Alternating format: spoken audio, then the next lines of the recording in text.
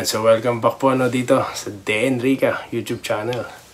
At ang ating pong pag-uusapan, of course, ang diskarte po na dapat gawin ng San Miguel at ni Coach Gallant para dito po sa Game 4 ng kanilang bakbakan between Meralco Vaults at ito pong SMB.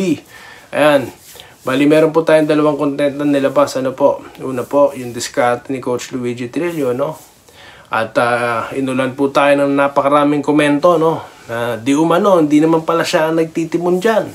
Kaya, po tayo, sinugundahan natin. Meron tayong pangalawang content na may pinamagatang nasa likod ng magandang play, ng Meralco, At lumalabas nga po dyan ng international coach, Serbian, New Zealand coach, na si Coach Nenad. Ayan. Kaya pala, sinasabi ko na sa inyo from the very beginning, ngayon ang dami na po nakakapansin, marami nang nagsasabi, na napakaganda po ng laro ng Meralco, sinabi ko naman sa inyo nung panahon pa lang po ng Ginebra, talagang bagamat Ginebra fan po ako, hindi sumama ang loob ko nang tinalo sila ng Meralco dahil napakagandang competition po ang ipinakita ng Meralco Vaults, At dahil dyan, nagpapasalamat tayo dahil napakagandang finals ang pinapakita nila, So yan, kung kayo po ay talagang fan ng basketball, you will appreciate this team, And of course, yung coaching. Ayan, ni Coach Nenad, ni Coach Luigi Trillo, consultant Nenad. Whatever, basta maganda po ang laro. Yun lang po yun. Okay, so ngayon nga, bago po tayo magbigay ng suggestion, mga ilan bang suggestion? Tatlo lang po, Tatlong suggestion po para sa San Miguel. Di po tayo magmamagaling dito, Suggestion lang, kailangan nilang gawin. Kung di po nila magawa, matatalo sila. Ganun po kasimple, Okay, bago yan ako po yung nagpapasalamat muna sa inyo, sa inyong pag-like at subscribe, napakaraming comment, Papasahin ko po yan mamaya bago matapos po ang ating content, Anyway, 10 minutes lang naman po to, 8 to 10 minutes, pagtyagaan nyo na. So yan, kung nagustuhan nyo po tong content na ito, palike and subscribe na lang po, para dumami na po tayo katulad ng ibang mga channel dyan, So okay, so ngayon nga po, ang una po sa ating listahan na dapat gawin ni Coach Gallant, mamaya, mabilisan na yan, ibulong nyo na to sa kanya. Number 1, kailangan na po nilang sabayan ang bilis ng Meralco.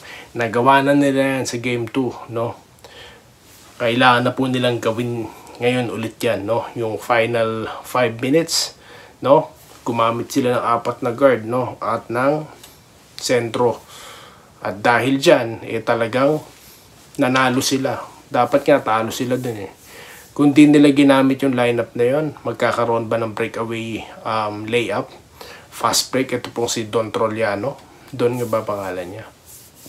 Tapos, diba?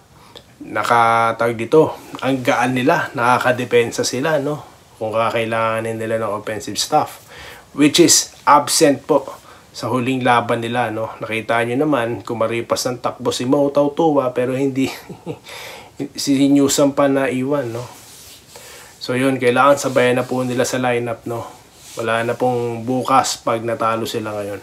Pangalawa po, na dapat gawin nito ni Coach Gallant, pagpahingahin si Junmar. Ayan, marami po tayong commenters dito na nagsasabi na pagod daw po si Junmar, babad, Well, talaga namang babad. Dahil puro Junmar basa na nga po ang laro ni Junmar. Alam na po ng Meralco ang gagawin ni Junmar. Kaya alam na rin. Alam na kung saan magpapasa ng bola, kung saan siya pupunta, kung paano depensa ang i-orchestrate nila at i-execute. So, ngayon, ano pang gagawin nyo? Ngayon, basa na.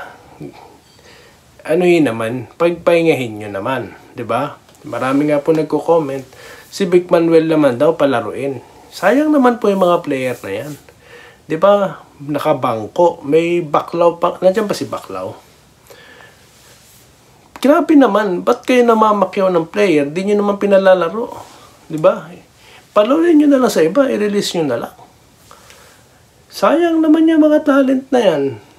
Suggestion po yun, At kasama po dyan ng magpalitan sila ni Mo Tautua, Kasi kung gagawin nyo po ang fast lineup, At pagsasabay nyo naman, nakita nyo naman na ineffective po eh. Iniiwanan lang naman eh. Sabihin na natin, sige, effective. Pero anong nangyari? Naiiwan kayo eh, di ba? Ganun po yan. May tools kayo, you have the lineup at napatunayan nyo na kaya nyo nung game 2. Why not? Ituloy nyo, di ba po? O sige, ipilit nyo yung traditional type of game nyo. Tignan natin mangyayari sa game 4. At ang panghuli, no, na dapat nilang gawin, gumamit na po kayo ng stretch, super stretch 4. Yan po si Trollano, di ba? Kung matatandaan niyo po dati ang Ginebra, si Sandy Salvacion, ginagawa po nilang stretch 4. Sa pagkakatanda ko lang po, no. At ganun din po, no, itong ginagawa ng Meralco, no? Sino ba ano nila? 4 nila si Hodge, although talagang number 4 nila yan, no? Nagsimula pa lang si Hodge, no?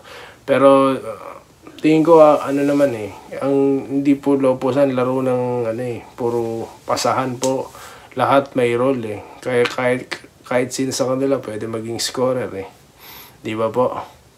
At yun po, tatlo lang, basic lang, no? Tsaka ano pa ba, dagdag na natin bonus yung ano, yung isolation game ni kay CJ Perez, laging kay Perez na lang po yung bola eh. 'Di ba? Kumbaga, kabisado na rin po nila ang mangyayari eh. Basang-basa na po. So, baka pwede yung ano, tawag dito. Sa bagay, scorer po talaga si CJ Perez, no? Pero yung style of game po talaga na San Miguel, eh, talagang ano na, outdated na po dito sa Meralco, no? At dapat may counter. Alam ko may counter kayo dyan. Gamitin nyo na ngayon. No? Dahil pag natalo kayo ngayon, wala. Dali po kayo sa game, ano. Is it game 5, no? Kaya yun po, no? So yun po yung ating basic na tatlo, no? Na suggestion lamang po, no? Di tayo nagmamagaling.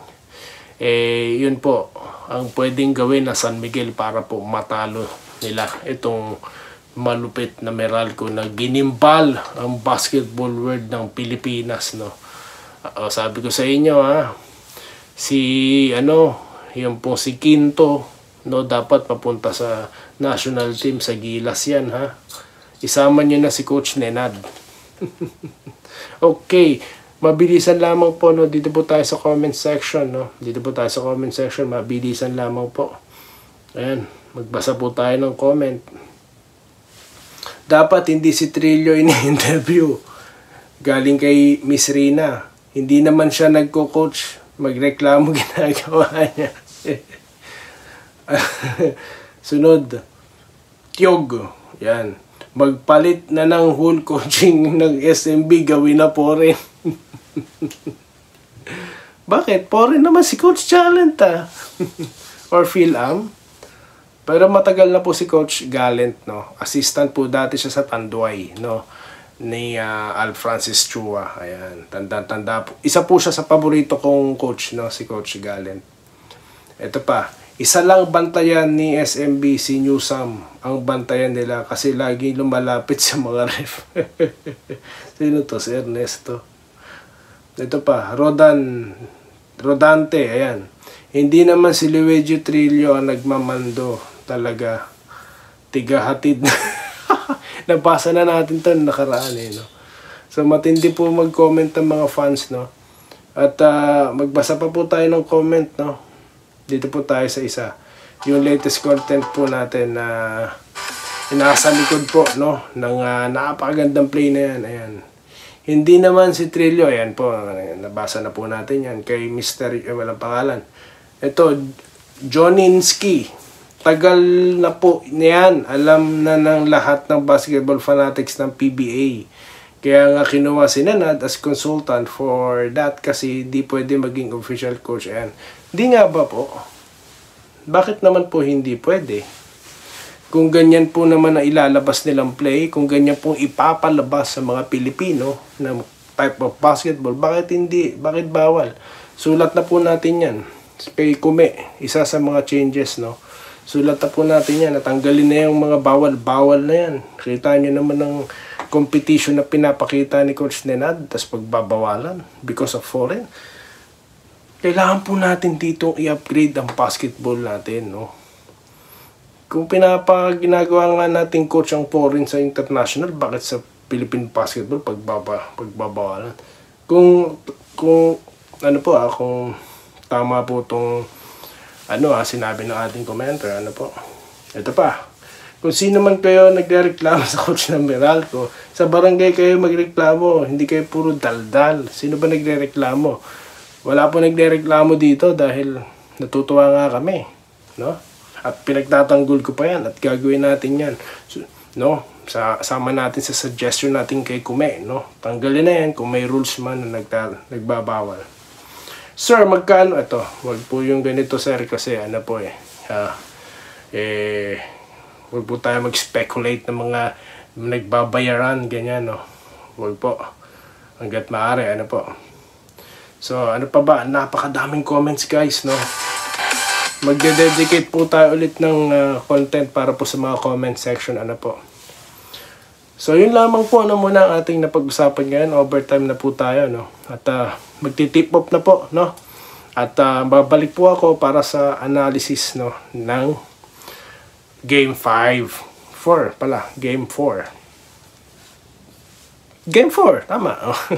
So yun lamang po at magbabalik po tayo mamaya at muli maraming salamat sa inyong pagsuporta, sa inyong pag-like at subscribe at magkita-kita po tayo mamaya pagkatapos ng laro na yan dito lamang sa Doy TV Sports at Day Enrica YouTube channel.